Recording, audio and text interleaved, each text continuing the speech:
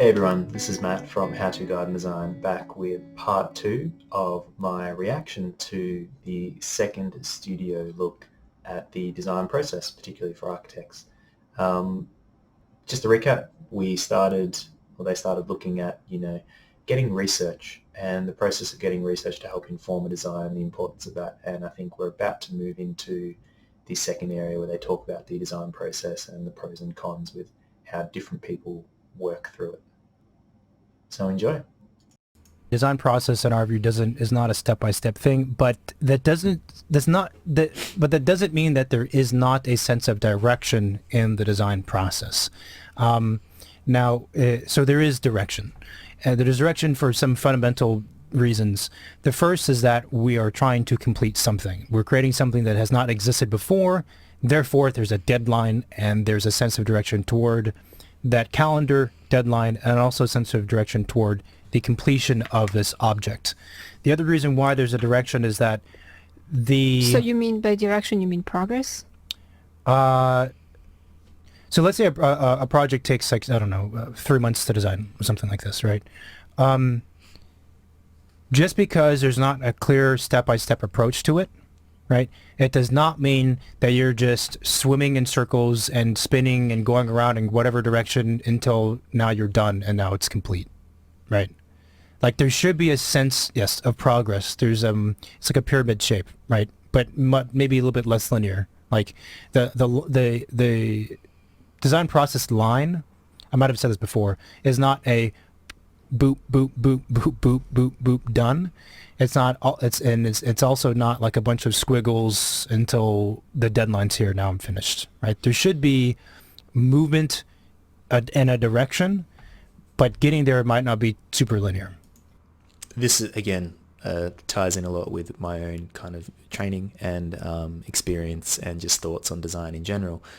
I think of it as that kind of helix shape, right? You know, a 2D helix where it's like you're going back and forth exploring different ideas. And I think what he hasn't really outlined is, in a lot of ways, design is like math, and I talk about this a lot, where you want to show why something doesn't work. And the process of elimination gets you down to this point where you're like, well, I've explored all these different options and these different ideas. Here's why they don't work in this particular instance. And sometimes that's practical and due to constraints, such as money, weather, whatever. Other times it could be more esoteric, and again, back to that kind of intuitive hunch feeling, whatever. But either way, something we learned at uni a lot is when you stick something up on a wall and present it to other people, if they turn around and say, you know, you've done this, why isn't it like that? Or why isn't it this? Or why isn't it something completely different? You almost want to be able to turn around and point to all these failed attempts, right? There's that saying about Edison finding 12,500 ways to not create a light bulb. That's the kind of mindset you need to have. And so that's why things aren't linear, because kind of like science, you're basically eliminating options that don't work to get to something that is really strong and robust and actually does work. Okay. I don't know. It's kind of abstract. Because, again, we're creating something. And the other reason is that we are looking for conceptual clarity in the thing that we're creating. So we're looking, in a sense, we're looking for physical clarity from nothing to something, and we're looking for conceptual clarity, again, from nothing to eventually a very clear concept statement, which is executed through the building. Again, something pretty abstract and I think difficult for a lot of us to understand.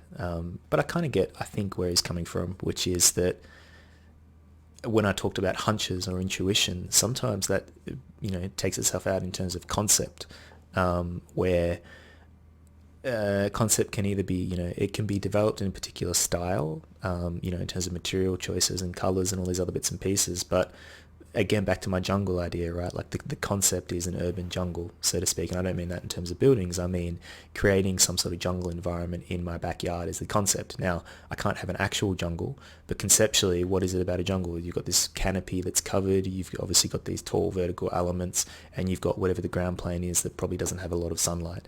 Right now, I'm not talking about creating this in my own backyard. I don't have a backyard. I have a courtyard.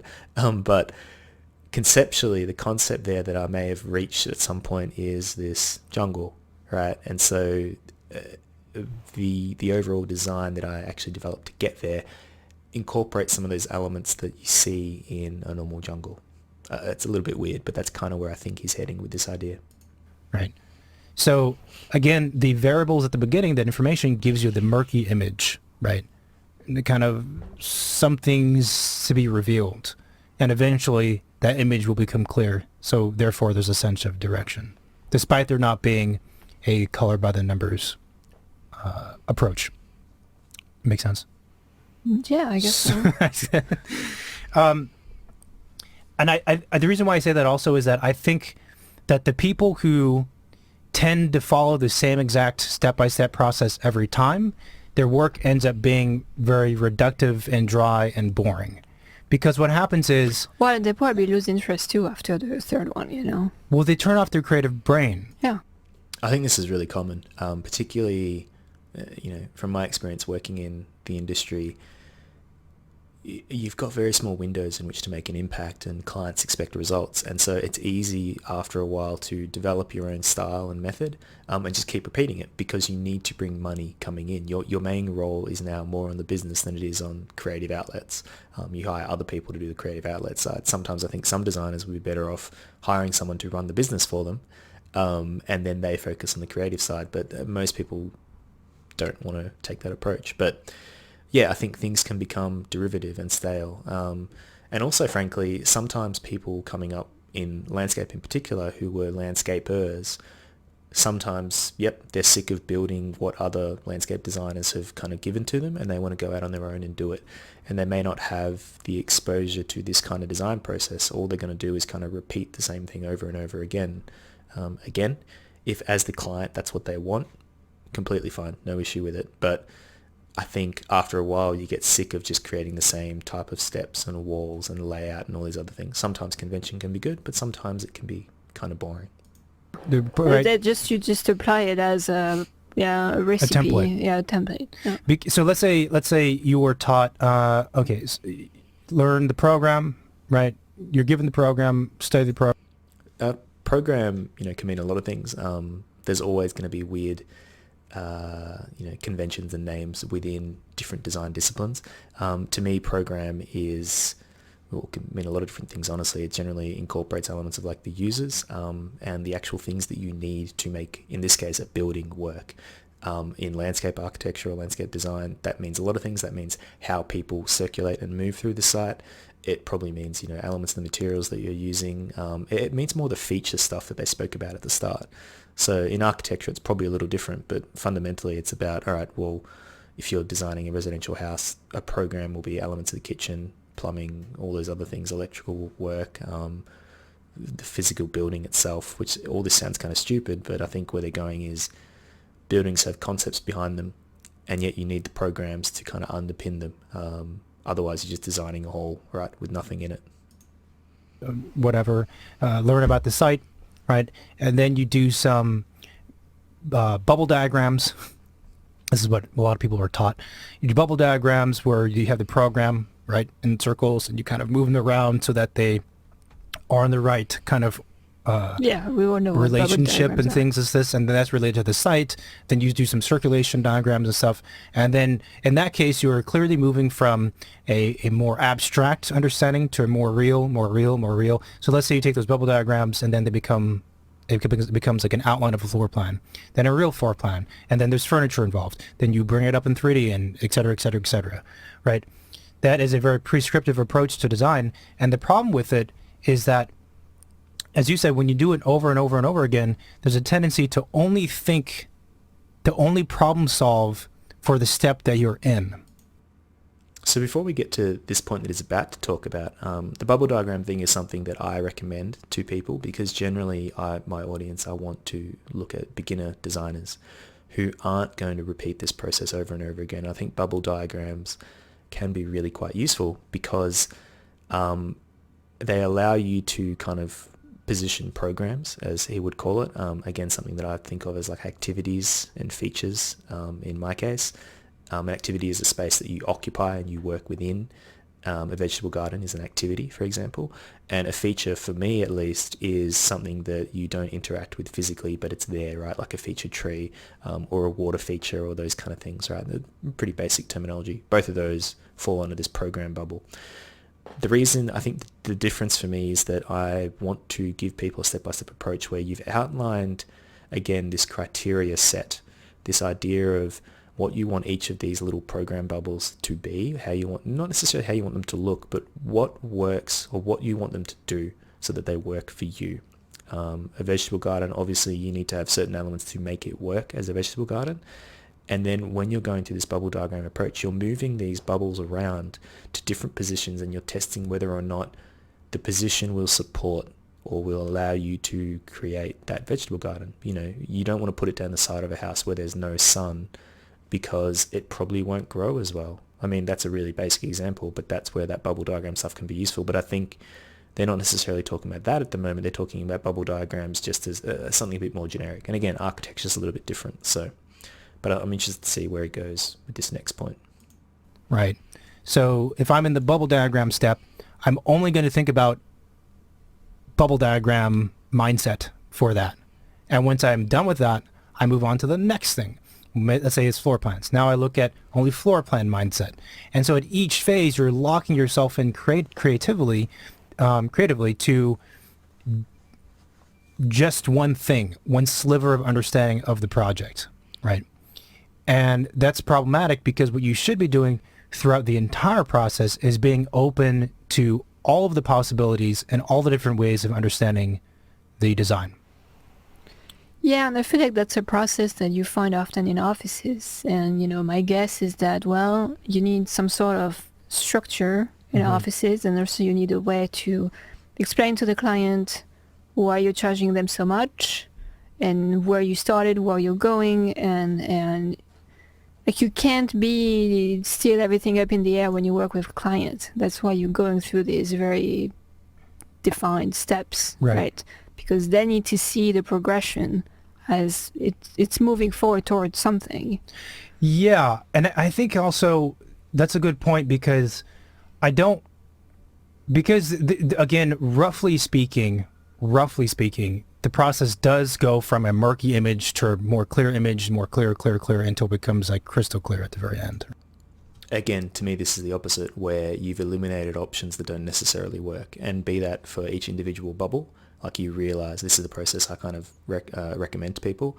You tested the bubble in almost every position within your garden, and you found the spaces where it doesn't work, and you found the spaces where you think it can work, and you haven't shaped them yet, you haven't done anything with them yet, you just recognize that there's certain areas in your yard that can support a vegetable garden of a particular size.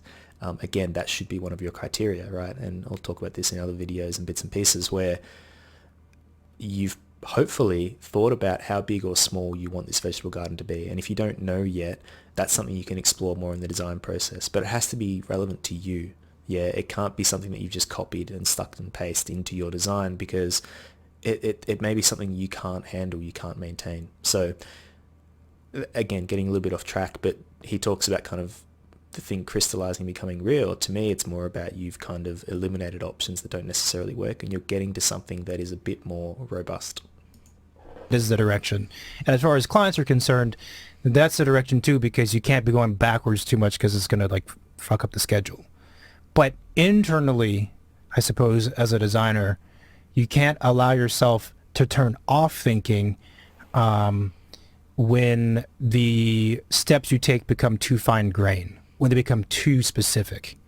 So like in practice, you have like conceptual design, schematic design, design development, construction documentation, etc. Like those I would not really fuss with too much. Like those are really, broad scale, rough. Those are really rough steps in the process. They're not even steps really. They're not even chapters. They're like mini, I don't know, like season 1, season 2, season 3, season 4 in a show, right? That's more the structure that's providing, as opposed to what is this exact scene going to be about in this one episode out of 20 in a season kind of thing. Does that make sense? Yeah. I mean, it's a good point though, like the scale issue. Yeah, and I mean we're talking right now about the very fine grain, the very baby project in the design process, like the very very first few pieces and things you're trying to assemble, and now you're not that far along. That's true also. We're not saying like, oh, you should like always like keep everything open, or even if you're like in DD or CDs, because that just doesn't make sense. That you think that way at the very, very beginning. Well, but the difference between your mindset and how you're thinking versus what gets executed in that phase. And what I'm saying is that you can have an extremely open mindset throughout, and knowing that it's going to be funneled down to the project phase that you're in, but not letting the specific steps or even the phases dictate your thinking. Right. Again, I think a lot of this is probably more for professionals. They're talking about all these different stages like documentation, drawing and stuff that you hopefully won't have to produce yourself necessarily, or you can outsource, or happens right at the end, I suspect. Interesting nonetheless. I think it's getting a bit abstract and a bit challenging to kind of talk about, but that's okay. Does that make sense? Sort of. Okay. So I think that the issue that we're highlighting here is perhaps the difference from, let's say, the client's perspective versus the designer's perspective, right? What I'm talking about, it's internally as a designer, when you're going through the process, you need to stay open and have a very the broadest view possible throughout the entire thing. Even when the project's done, you still need to maintain that view, right? Now, from the outsider's perspective, from the client's perspective, let's say, it does appear like there is not a step-by-step, but phase-by-phase process. Because you need to complete things, and it has to do with like, confirming, checkpoints, benchmarks or whatever, right? To get approval to move to the next thing. That's more to do, but see, those things exist more to do from like external factors of getting paid, of making sure that you can hold the client accountable to not change their mind later. That's a funny one to think about. Again, they're talking more professionally. You probably don't have to think about this kind of thing, but I'm sure there's plenty of designers in a lot of different disciplines who've reached a certain threshold or point in the project, and suddenly an idea has occurred to them that just completely changes everything, and they want to try and incorporate it. I think the trouble can be, obviously, if you're getting closer towards the end of getting things implemented, that can be hard to kind of throw back in. But it's also about client expectations. If the client has gone along with a particular, you've produced a suite of options early on, they've chosen one, we're following that through, and it's about refining that particular option, coming out of the blue with something completely different, it can throw things out completely. Sometimes it might be a masterstroke, and the client sees it and goes, "Oh my God, that's perfect. Let's roll with that now." So it's funny he talks about making sure the client doesn't turn around and essentially change the brief halfway through. I think there's a danger in that because the architect is in charge of making sure things move ahead, but sometimes that might be for the best. If the client's uncovered something, I'm sure it's quite rare. Most clients hire architects or designers because they themselves can't necessarily do this or think this way. But whoever knows, sometimes there might be a client who comes out and has something really interesting and an interesting idea that the architect can explore. I suspect a lot of them probably don't, though. These kinds of things, right? That, and also the client doesn't necessarily see or is aware of like the internal and the struggles or all of the things that you're considering, because that's what they're hiring you for, to have to deal with that. Right. And actually, I think that's also briefly as an aside, that's also a good thing for us all to understand as to why there's sometimes there's an inherent kind of conflict or difference between, as a client, what I want and what I expect to happen versus what the designer can offer. Because as a client, I'm only seeing the process from the outside. I'm only seeing what you show me, and I have a certain understanding of it or a certain assumption of it, right? So there's that. The other thing that this highlights for me is that there is maybe a difference between the thinking and the research and the vision, the broad vision, versus the execution of the thing. So, like, it is a mistake. So let's say we're in construction documentation phase, to get hyper specific, right? And we know what that phase is about. Now, does it make sense for me to go backwards and start thinking about how this thing relates to the site when you're doing details, right? And you're working out construction issues? On paper, no, that makes no sense. Like, don't do that, because you're past it. That part of the thinking is done. Don't think about that.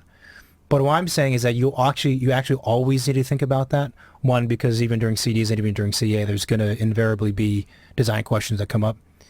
But you can realize that there are questions that maybe could have been answered better, or questions that weren't asked in the beginning, and that could still somehow inform the design. The only time it doesn't inform something is when it's basically built and complete. Then it's kind of like it's too late in the past. But even then, again, internally from a designer's view, you have to think about those things, because how else are you going to learn?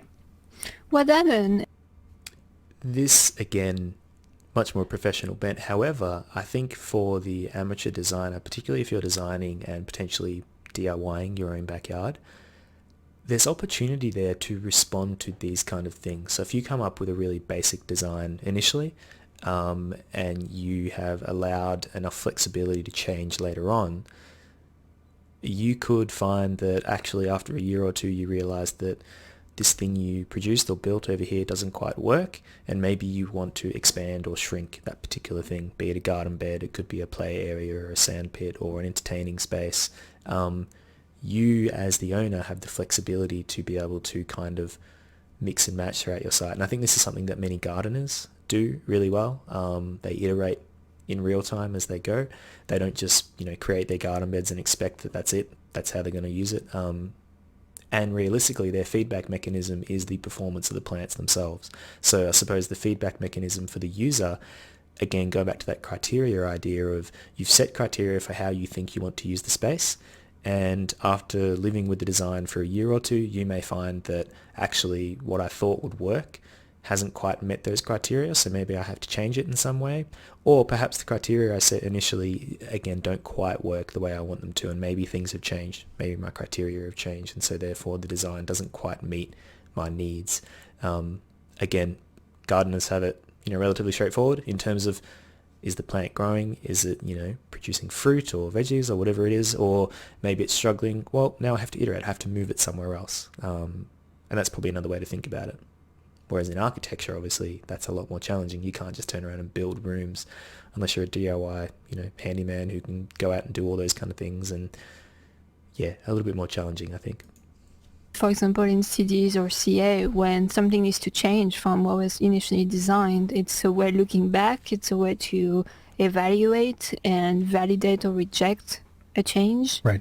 Right? You want to make sure you stick to the things that were discussed and were agreed on and the directions you were going forward to. This is what I was saying before. It's like it's about not letting the step or the phase or the what would appear to be the immediate problem in front of you. You're not letting that dictate your thinking, right? That's backwards in a way. So even in the very beginning, in the researching like we were talking about, like the mistake that a lot of designers make is that, why would I research this? This has nothing to do with what a school is, or what with has nothing to do with whatever issue I'm thinking about, right? Well, you don't know that, right? And that's the problem. You turn off your thinking to those other things because you are now saying, okay, I'm clearly in this step of the phase. I'm only doing bubble diagram stuff. I'm only doing detailing. I'm only doing what the program was given to me. False, all false, right? And that's a really challenging point. That's actually a really good point, and one that I don't really explore enough in any of the guides that I write. But I talk about, before I talked about having bubble diagrams that you move around, right? You haven't shaped anything within that space yet. So a good example, again, vegetable garden or entertaining area, where you understand you want to have a set size because you want to be able to seat a certain number of people, whatever that is, or maybe you want to have a barbecue or seating or whatever, it doesn't matter. But through this process, you don't have to simply move bubbles around until you find where they work and don't. Yes, I think you should do that. But after a while, start drawing in the components, as I call them, or the stuff, the furniture, if you will, that goes into this space, and do the same thing. So start drawing in elements of your entertaining space or how you want it, and you draw that from ideas you have. Maybe copy straight away an idea you found on Pinterest and throw it in there and see what it looks like, in a plan view in design. while the rest of the space is still bubbles, yeah, and see what that looks like, and then change that and iterate and do all that again and again. But then step backwards again. Maybe you go, oh, that doesn't quite work. Maybe I'll try it in another position. And you can have this combination of kind of drilling down into depth into one particular area, and then going back out again and moving things around. It's not this sequence of bubble diagram to, you know, fleshing out each individual bubble to then moving things around again. I think you can go back and forth in this scale. Process.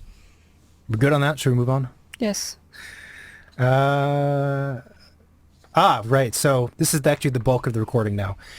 So that being said, after, well, you kind of do research throughout, but let's say the initial research phase is kind of completed and you're now designing the object, the thing.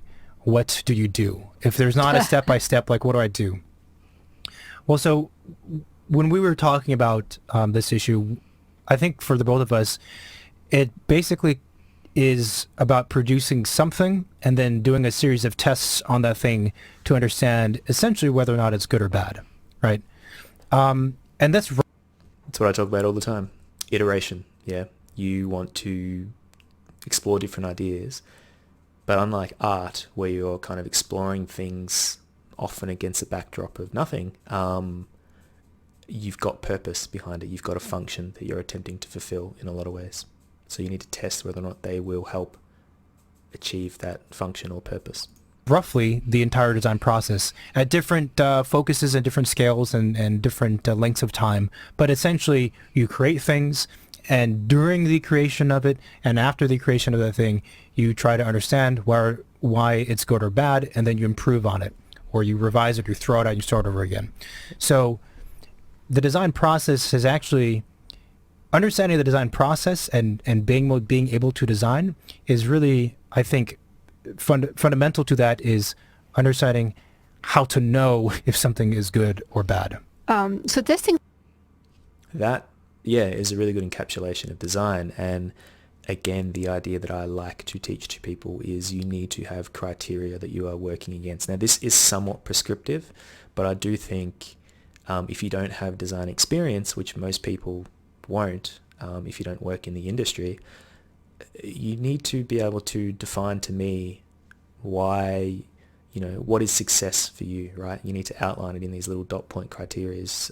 Again, your entertaining space, you want it big enough to be able to seat X number of people when you have a family lunch, for example, right? That is a criteria that will help you determine whether or not the space you design is a success or a failure in some ways. And that's just one. You should have multiple criteria that you're trying to work towards. And some of them can be quite functional in that aspect, and others can be a bit more broad, and they can be a bit more, you know, magical, whimsical, whatever. It can be material based, it can be material palette, colors, whatever you want it to be. But that, I think, is a really useful way to help you recognize whether something is good or bad, because good or bad is fairly subjective, whereas at least objectively you can determine whether or not this thing allows you to do what you want to do in it.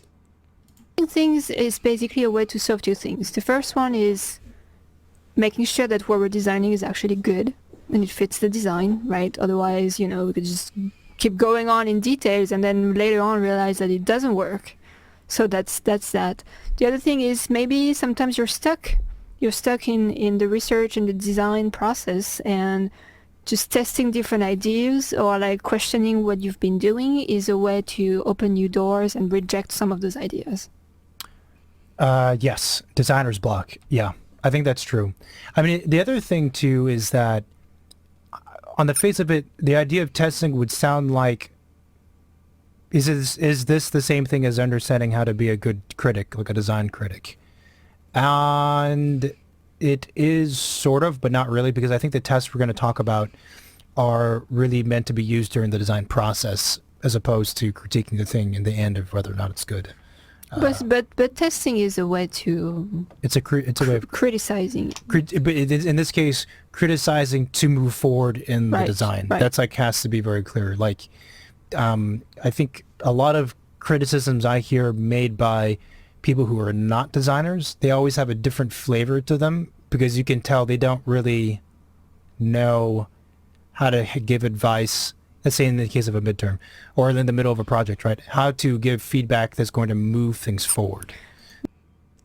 again, I speak a little bit about this somewhere in one of my guides or an article or something, where I think it's really important to share your design. Not necessarily, it doesn't have to be complete, but it has to be, something. There has to be something there with other people. And I talk about sharing in a way, so again, what's good and bad can be subjective, where you can share something amazing that you really like that someone else just doesn't like for whatever reason. But I think where he's getting at is, in terms of moving something forward, what I recommend to people is outline what you're trying to achieve. So your criteria, right? Tell me, again, you want an entertaining space that can seat X number of people, and this is what you've come up with, or these are the few ideas that you've come up with. And then get your audience to provide feedback against what you've done versus what you're aiming for, right? Because they may turn around and find that you've missed something. You've said that you want to see it a certain number of people, or it needs to be in a particular, you want to enjoy it at a certain time of day, right? That is one of that I talk about commonly. Maybe you're looking at entertaining people in the afternoon, in the evening, and you'd love to do it in that kind of really lovely sunlight that you get. And as you're sharing this idea, some eagle-eyed observer will turn around and say, well, you said you want to enjoy it at this time of day or year or whatever, but you've put it in this part of the yard that doesn't necessarily allow you to do that because it'll be shaded, right? Boom. That's really good feedback that will help you move the thing forward. Bad feedback would be, oh, I just don't really like it. And that's not really anything. And again, touching on this, it's not just about sharing it with family and friends and I guess non-professionals, but when you share your design with professionals, you want to get this information back as well. You want a landscaper or a horticulturalist or whoever it is, the professional, to critique the idea against, what you're trying to do. So here you've got this particular thing that you're trying to achieve. Here's what you've done to meet that. And they can give you some good feedback about, well, yep, that will work or it won't work. And then they give you that information that you're missing, such as, oh, actually, you'll need a building permit to do X. If you want to maintain that, cool, it's going to cost you more money, but maybe you need to be under this particular area size in order to dodge the building permit component. Or actually, if you want to do this, you'll need retaining walls, which again are going to be more expensive. You'll need engineering and all those other bits and pieces. So they can help you determine in a more technical aspect whether or not something will or won't work with your idea. But yeah, I don't think they mention that in this podcast, but I think that's kind of more where they're heading. If you can outline what it is that you're trying to achieve, and then you can show the work you've done to attempt to meet that, that's a lot easier to critique, because you can turn around and say, well, I think you've done it here, but not here. Right. It's like different. It's easy to say whether or not something's good or bad. More difficult to say whether or not it's good or bad to move forward. Yeah, and I mean, when you're designing, buildings, you might be on your own designing it, or you might have a client that, you could test the ideas through a client. That could be another way. But testing is a way to basically step out of your role of designer, look at it on very specific aspects, not just criticizing it as like you said, I like it or I don't like it, but like, okay, does this meet this aspect of the project? How does this relate to the site? How does this do that? Well, this one doesn't work, this one does. Yeah, again, sometimes sharing with other people, in the same way when you learn something new, to understand whether you fully understand it and know it, and it's knowledge, not just something you've learnt by rote. Can you explain it to someone else? And in the same way, your design process is the same, where sometimes it's useful to share with other people, be it a spouse or other family members or whatever, friends. Stick it up on the wall and talk someone through it, and often you'll uncover something that's really obvious that you've missed. Maybe you've missed a particular thing that you want to include, or maybe you've missed the fact that you actually need a footpath or whatever to get there. There's all sorts of things that you often miss because you're down in the weeds and you're operating at a very low scale, and you need to have that ability to step back and see everything kind of new. And it can be hard to do because your head's been in it for so long, that the ability to step back and just view things somewhat objectively is a skill in itself, I think. Yeah. So there are, 5 or 6 of these that we kind of came up with. The first one is different forms of media. So fortunately for us, unlike writers who are more or less limited to just writing, as designers of things, we have a bunch of different ways to explore the object that we're dealing with. This is a very basic, simple thing. So if you're working, we have 2-dimensional drawings, we have 3-dimensional stuff in the physical world or digital space, we have fucking writing, diagramming, speaking, talking to other people. I think that it's pretty easy for a lot of designers to get stuck into one of these modes and to kind of like just keep beating the dead horse and to try and get as much out of it as possible, when in reality they need to shift gears and move to a different way of working, right? To break loose and to see it in a different way. Yeah, and sometimes I feel like, like we kind of each have our own medium that we like to use, or like we're better at. Like, I don't know, you're better at sketching, I'm better at 3D modeling, or he's better at writing, right? Mm-hmm. And it's easier to just start with the ones we're better at because we're more comfortable, and we tend to feel good about it more quickly, which is another thing we can talk about later. Again, this probably is more professional than, the amateur or kind of beginner designer, because I think most of you probably feel uncomfortable with everything, right? But the concept I think is really valid, and it's something I talk about as well, which is drawing in plan is one thing. I always encourage people to then explore scaled elevation or section drawings, where you see how things interact, and it can be hard to visualize. I think that's the hardest part a lot of people have. Perhaps a good way to approach that would be measure the room that you're in. Like I could measure this room that I'm in right now, and I could measure the height and the walls and everything, and I could draw it down on a page, and then I could draw myself in the middle of it again to scale, right? Just a top-down view of a little circle head. And then I could draw it side on, right? Looking at the side of the room, and I could draw my own height within that, and then I could draw the height of the ceiling and those things. And this is look at the drawing and kind of get a feeling for, okay, so when things are scaled and proportioned in this way, this is what it feels like. Yeah. And you can do the same thing when you go outside, where you can draw just a really basic side-on view of what your design is, and you can draw your steps in, you can draw little walls. Plants are a big one. In particular, the mature sizes of plants, particularly trees, right? If you're putting in a particular kind of tree that, has a 3 to 5 meter height, or I don't know, 12 to 15, 20 feet in terms of what its guesstimated mature height will be, draw that in a section, see what that looks like, and then go outside where you've roughly positioned it and stand there and look up and imagine what that tree is going to feel like what it's going to look like. And another one that they probably won't talk about here, but that I actually really quite enjoy, is if you get the opportunity and you're putting in things like walls or rows of trees or whatever kind of planting or other bits and pieces, go out and actually put it in the landscape at 1-to-1 size. So sometimes you can't do all of it, but a wall would be a good example, where maybe go out and buy a piece of MDF or some sort of, really lightweight timber, and if you can, kind of put it down and actually put it in the landscape and see what it looks like and what it feels like. Same thing if you get, a spray paint or a chalk or whatever, that you can go out and you can draw these lines all over the place. When you've got, and you're exploring different design ideas, go out and draw them out at 1-to-1 scale and see what it's like. Imagine walking through that space with these plants kind of popping up or whatever it is that it looks like. And sometimes you'll find that, oh man, that is completely different to what I thought I was drawing. Or when you draw a section and you get better at doing it, you get to explore the different ideas and you realize that, hang on, that's not going to work at all, or maybe it will. I think is a really useful different medium to how to interpret a design. And I talk about model making. You draw a little scaled cardboard model and put that down and put yourself in it and move it around and take photos and do all sorts of crazy stuff. Learn SketchUp if you want to. It's relatively straightforward. Just draw it out and use blocks or rectangles to kind of suggest shapes, or use the little pre-made things, modules that you can load in and throw them in and get a feeling, and zoom in to ground level, or I guess at eye level height is probably better. And explore that as well. There's a lot of different mediums you can use to explore your ideas depending on how tech savvy or interested you really are.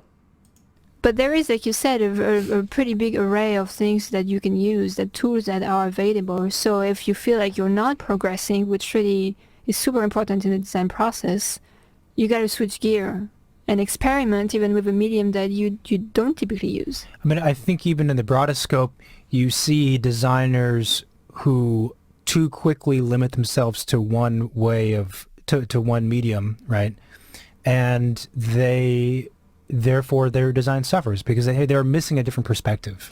It suffers, or you can tell, and it becomes repetitive. That's also too becomes repetitive. This is why. One thing they probably haven't talked about is, each medium has its own limitations and restrictions. Not that I'm expecting any beginner to go into kind of 3D modeling, but I think it's a common thing in architecture in particular where you've got these people who design these insane 3D models of buildings. The closest one is probably Zaha Hadid, who's a very famous architect who designed these huge modernist structures that look essentially like they were designed in 3D modeling places and then plopped onto the ground and built. And some of them are amazing and others are weird. But sometimes, the medium you're using to design, like SketchUp would be a good example, the limitations of the tool or your ability to use the tool can sometimes define the design. So it helps to step out of that and use something different that's actually more real in some cases. Why actually, a lot of times teachers will tell students, like, you got to draw this thing, like you got to draw a floor plan of this thing, or you have to model in 3D. They're always telling you to do something different from what you've done because they know there's something else to be learned. They actually probably know specifically exactly what the problem is, and they want you to figure out and understand what the problem is by working through this other way. I mean, working elevation versus plan, they're very different things. And that's why it's important to... maybe you can have a favorite medium, but really you should use them all. Mm-hmm. Because I feel like there could be a tendency of kind of denying some of them or like deliberately not using some of them to make sure that the ideas that you want to be validated or tested right are. Which in that case, to me, it's a little, how do you call that? Like, it's a little corrupted design process. Corrupt, yeah. It's corrupted because you're not really testing it objectively. Right. Yeah, it's kind of sneaky. Again, this is getting a bit more abstract and I think in more of the professional plane, but still for beginners, it's easy to just draw things out and say you've tested things, even if you have, by choosing not to try and at least do one or two other options, be it drawing sections or elevations or little models or going out into the site and actually exploring things, you're going to miss things. Now, sometimes those things aren't too bad and you can survive without them. Frankly, most of the time that's probably true. Depends how far you want to push your design and how interested you are in exploring all the different options. Testing it with an end goal that you've already set. Right. Which, hey, hello, like you're too far, you're too early on, and that's not how you should be approaching the thing. Well, that also reminds me that another portion of the mindset discussion is that I think as human beings, we're always looking for security and for answers. Right. And actually one of the fundamental traits of a designer is that you have to go against that and want to always be questioning. Question. This... Again, I think I'm getting lucky in some ways. I've written articles and bits and pieces talking about why you have to constantly ask why when you do a particular thing. And a great example, again, would be you're designing an entertaining area outside and you've made it a particular set of dimensions and shapes or whatever it's going to be. If it's just a rectangular thing, one dimension by another. If I was critiquing your work, I would ask, why is it that size? And you might say, if you don't have a reason, then you haven't explored, right? You haven't actually pushed anything. Sometimes it's because it aligns with other elements of your design, like you're using the surrounding architecture and landscape to inform the shape. Cool. My next question would be, does it do what you want it to do? Does it seat the number of people you want it to seat? Does it give you the space to enjoy it the way you want to enjoy it? And if you don't know, then you probably haven't really specified your criteria properly. You haven't outlined what you want the space to do. So you're just creating a space that you don't even know if it's going to work for you or not because you haven't thought that deeply about it. But getting back to his point, you've got to constantly be asking why, why something does or doesn't work. Question. And it sucks to do that because it means you never really know what the answer is. And even if you know what the answer is, you're still going to question yourself. So it's an infinite process. But so that lesson extends here in everything that you do, and certainly would apply to in what form that you're working. If you're super comfortable working in Rhino, doing 3D renderings and perspectives on these. So Rhinoceros 3D is just a modeling program that I learned at uni as well. Haven't used it for a long time, so I'm very out of practice. But again, it's just a 3D modeling system. Kinds of things, right? You got to ask yourself, do I not use other ways of working, other ways to test, right? Because I feel that what I'm doing is the best way, or is there some part of me that thinks that, well, this is just comfortable, in fact? Yeah, and you probably won't pass the, I don't know, section test or elevation test, you Right. know? Plan test. Yeah, that's a good point. She talked before about, if all you do is stick to the medium that you're comfortable with, you're probably doing it because A, you're comfortable with the medium, but B, because you know that if you stick to it, it will give you the predetermined answer and result that you want. We're like, And you can lie to yourself and have biases and corrupt the design process, but ultimately it impacts the final result. mhm. And people will be able to tell. They will be able to tell when they move in the building, like, okay, they didn't think about that, or Yeah. there is a loose end here that's not figured out. That's something that I do a lot, even in the townhouse that we bought and we're living in at the moment. There's little things that I look at and go, why did they not do this, or why did they do that? And I think, frankly, a lot of the time it's because a lot of architects, particularly in these kind of projects, they just tick the box. They've just done a thing. Oh, I'm going to change that because it looks a bit ridiculous. Because again, the architect, has just they've met the brief, and yep, they've done some quirky elements here and there that give it character, but they haven't necessarily thought about what it's like to live in that space, and probably because they're at a deadline, and the developer wanted them to produce something that the developer can sell, that they can market, and they care less about what it's like to actually live in. And I think that's actually quite common, and to really get that, it's expensive. And that's why a lot of the architecture porn and landscape design porn that you see around is basically just these incredible projects where the clients have huge amounts of money that they can just throw at it, and you can get these incredible results. But unfortunately, a lot of the real world, you don't really get that. Very common example that we've heard amongst many practitioners, and it applies to myself too. And maybe it's a generational thing, I don't know. But a lot of times people will be working in the computer, right? Typically in 3D, or even not in 3D, whatever, in the computer. And again, they're working, and they have this problem they're trying to solve, and they're just, again, beating a dead horse. It's not happening, but they keep working the computer. And then they step aside, they pull out a piece of trace or their notebook, and they do some sketches, either freehand completely or maybe overlaid on trace on top of a printout for like 10 minutes. And then they make a huge step in the design process. Why? Again, because they're stepping outside of that being locked into one medium, right? And that specific example is something we hear like by everyone, pretty much. Kind of remarkable. Or like you were saying, you could be maybe, I don't know, very good at 3D modeling, and you're drawn to creating those like blobby shapes that look really good, right? And then comes the time where you have to present that to some client or teacher and express, where does that come from? What does it mean? Like, what does it do? Why is it like... Again, this goes back to my one before, where it's like, if you showed me some random design that just had these curved garden beds, right, which is pretty common, my first question is, well, where did that shape come from? Why is it that particular shape? Sometimes it just is, right, because that's the whimsy of the design. But I would prefer, if someone said that answer to me, I want them to then pull out a few pieces of paper and show slightly different curves where things change. A better approach even then would be someone turns around and says, oh, well, it's this particular shape because in this garden bed we have this selection of plants, or this is what we're kind of aiming for. The mature sizes of these and the planting locations of where they're going to go mean it's going to bulge in this particular area, and I just wanted to enhance that. I wanted to have that flow. Or maybe when I'm standing at a particular point of the yard, the curve will naturally hide what's around that bend, and as I move around the corner, all of a sudden something else is exposed. Like that is real thought into thinking about how the thing will be, not just some arbitrary line that's drawn on a page, which is something I'm not super proud of. And I think that's what she's talking about here, which is like, you can use the 3D modeling program to just create shapes and then call it a design, but not necessarily. Like this and not like that. And you've never put words on any of the things you've been working on, that's... You anti-blob or what? hey man, I like some good blobs, but you Gotta control your you gotta blobs. control your blobs. Well, I think that's also actually, you start to bring up another point.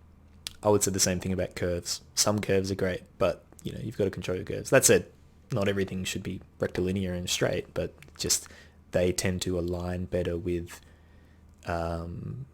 they tend to help structure a design better than curves do. Curves are a bit more kind of whimsical and artistic and those kind of things, but often people use them poorly, I think.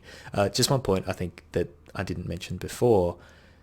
Sometimes jumping out of one medium into another. So again, if we've been drawing with pen and paper or with layers of trace or whatever, and you've drawn a design and you've done your sections and you've looked at it, they're two kind of slightly different mediums and you still like the way the design looks.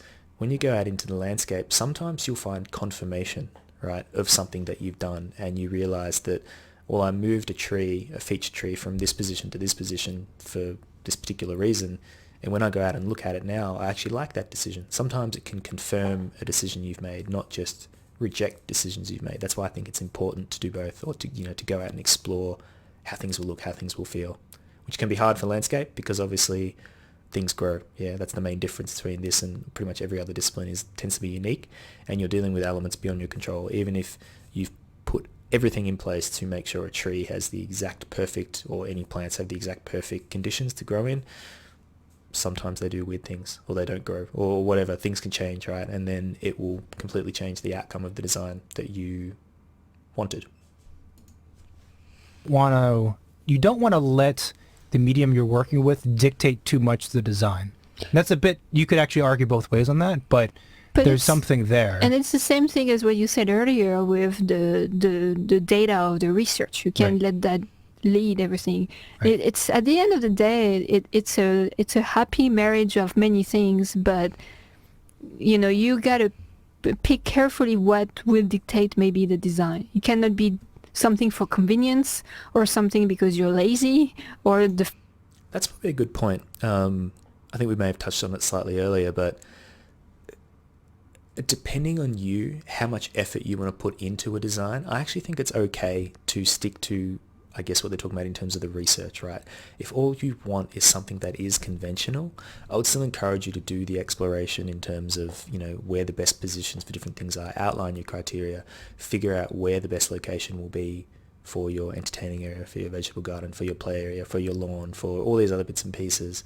And then, stick to convention, keep things fairly straightforward and simple. If that's what you want, you don't need to go to these massive creative lengths because perhaps you do want something that's conventional that you can design yourself.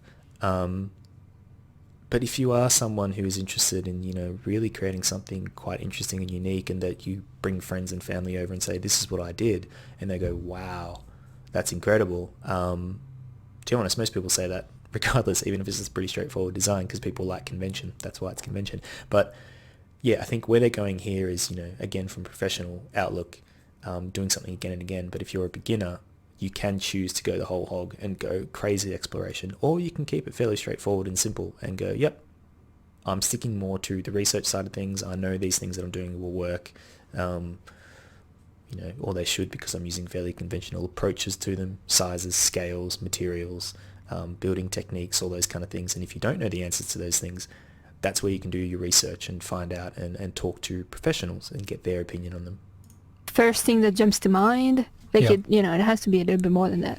So I think this first test is productive in the sense of producing probably better design, better architecture, and also allowing yourself to move forward and not feel super stressed out.